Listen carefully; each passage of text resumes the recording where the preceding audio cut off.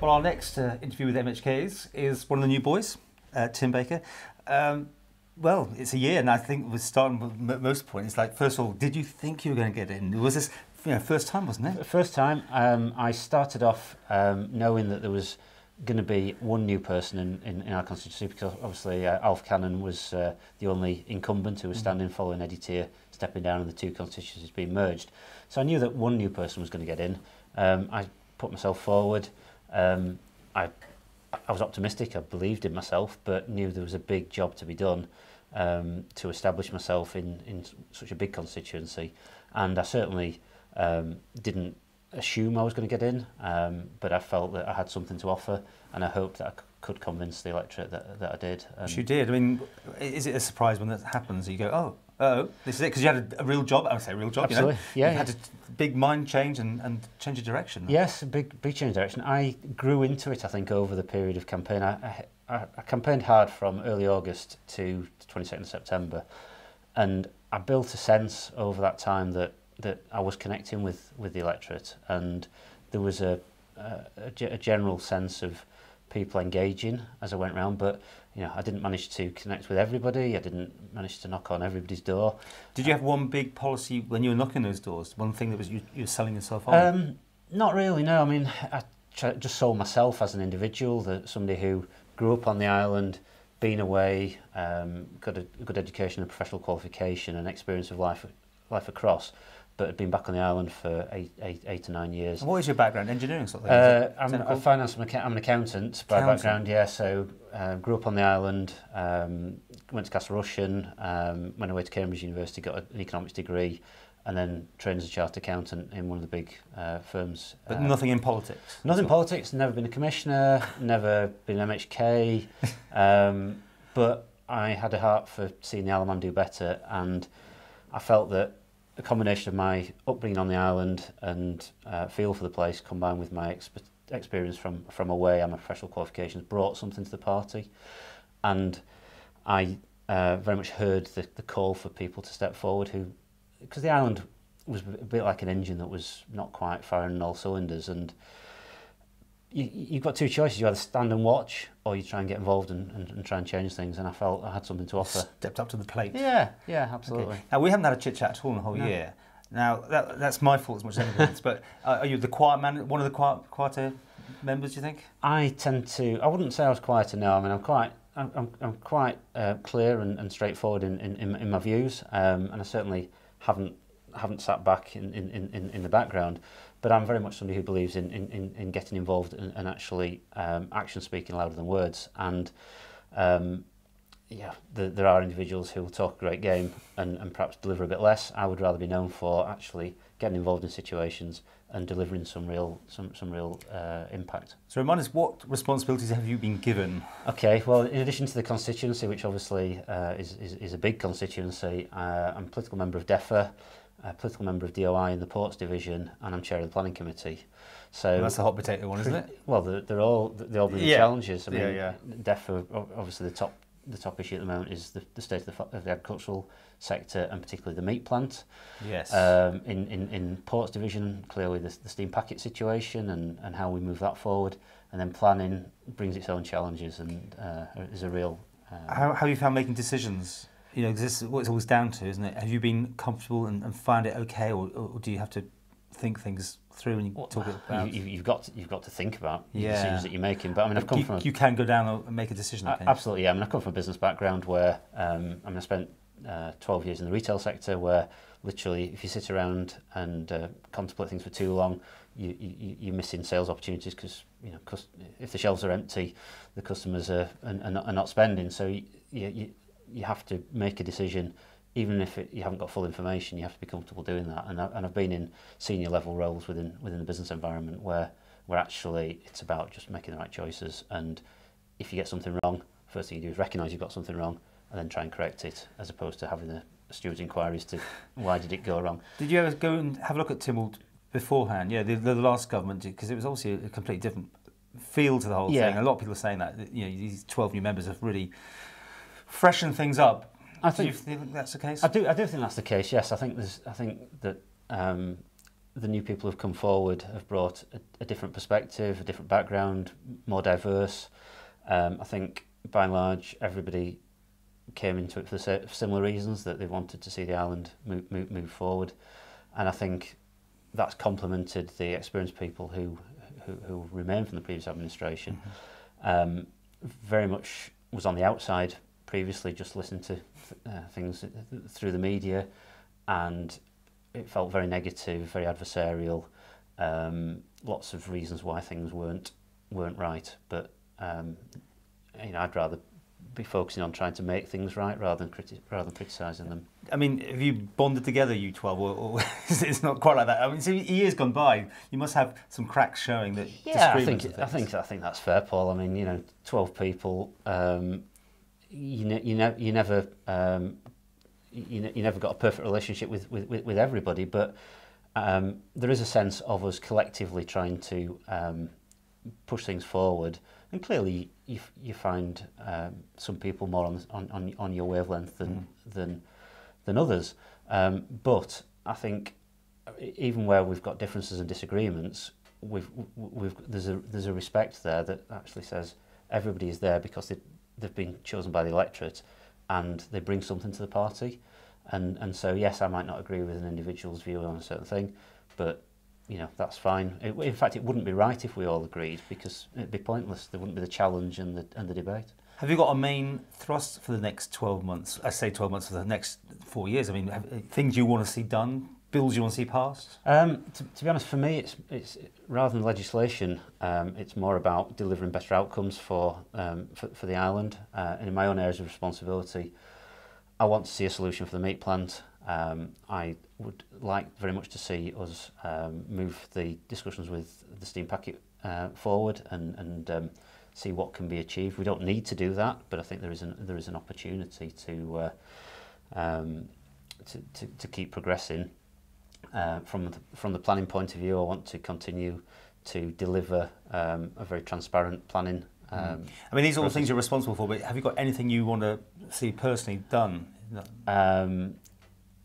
From the wider government point of view, I just think we need to continue the work that's been done so far. I'd like to see a sense of unity maintained, because I think we've got a far better chance of delivering good outcomes for the island if people are working together and trying to push in the same direction. That doesn't mean not having challenge, and I've brought a couple of motions to Tim Walden, had them passed, including the very problematical issue around the Notfield Children's Home. So I've demonstrated that I will challenge. And you're on that case, aren't you? On that one, that's going to be quite challenging. It is, yeah. Things are going to come out, aren't they? There's going to be a lot of pain, I think, for people on this one.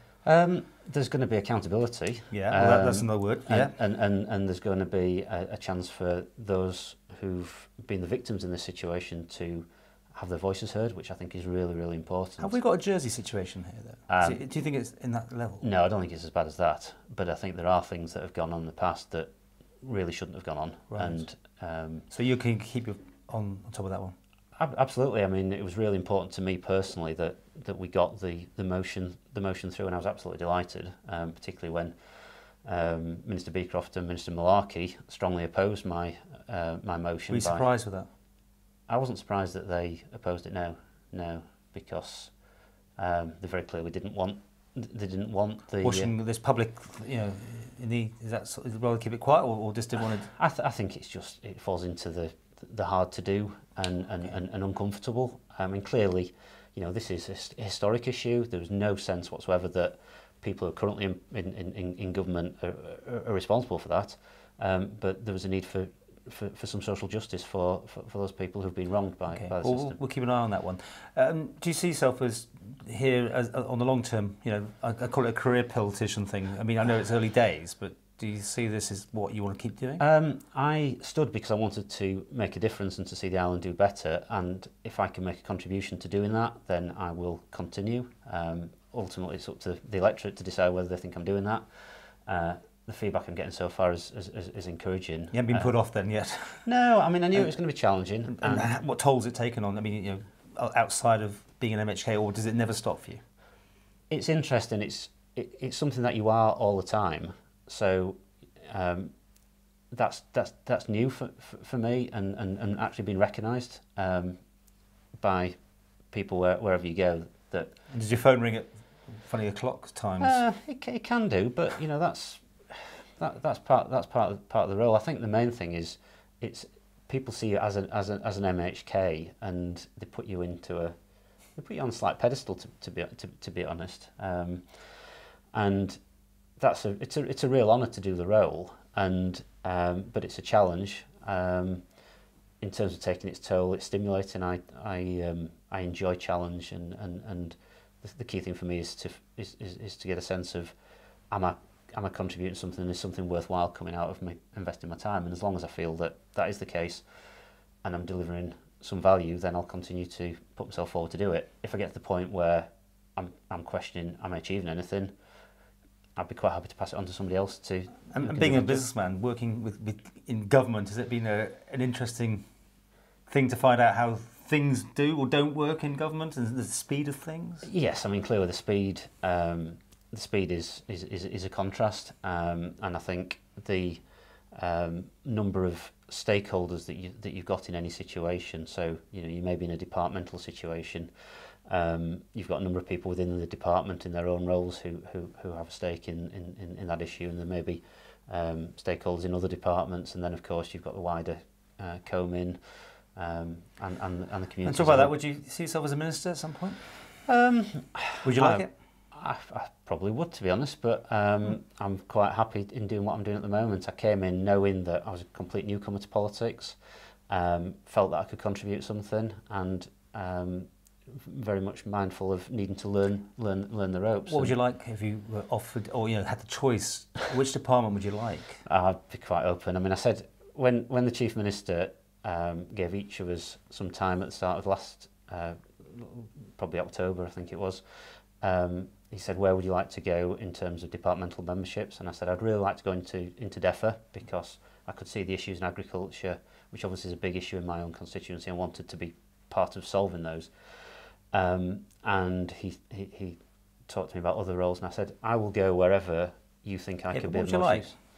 DEFRA? No, not particularly. I mean, I'd be happy with any role. If I'm adding value, if I make a contribution, I'm quite happy to take the tough challenges. And Chief Ministers eventually? No, I mean, crikey, we've got a Chief Minister. I'm not so it now. I'm just trying to. We're sounding you out. This is what people get to meet you. Like, what ambitions have you got?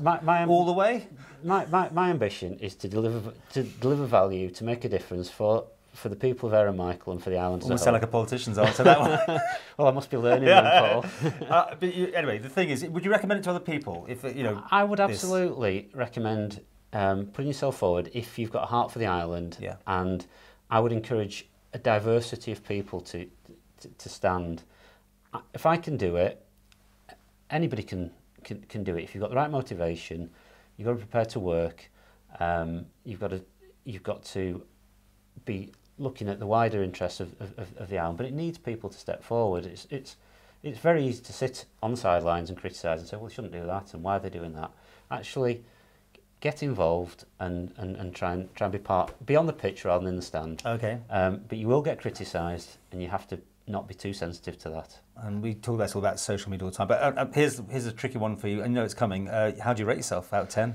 No, I'm not going to give you. I'm not going to give you a score. No numbers. No. It's disappointing. I thought you were going to give me a number. No. I would say could do better. Doing well. Very well. You can always do better. I'm somebody who always pushes myself, and I'm very self-critical. Right. I feel I've made a very good start and if somebody had offered me a year ago to be where I am now, I would have said thank you very much. I'm very content with that. Yeah. But I'm very mindful that I'm only a year in. I've doing the roles that I'm doing, and I'm learning all the time. The government out of 10. No one's not giving me a number for that. Is that right? Yeah, no one, because you can see it. You can look at it as a group now. Take the pressure off you as a person. But how do you think the government's done that out of 10? I think the government's made a good start. I think what I'm pleased about is that there's been a strong degree of common purpose to date, and I think it's been positive there's been challenge, but I think there is a sense of direction. So if I was scoring the government, I'd probably say 7.5. Oh, 7.5. Okay, Yeah. I'm using the decimal bits here. Okay, 7.5. Yeah. Not quite an 8, but not as safe than 7. No, because I think, you know, the first year is Yeah. the easier year, isn't it? And I think the building blocks have been put in place, and I think it's positive. But there's quite a few challenges on the horizon, and you know, we're into a good solid year that'll test each of us as individuals and collectively. And I'm very optimistic, and I think we're set fair, but there's a lot of work to be done.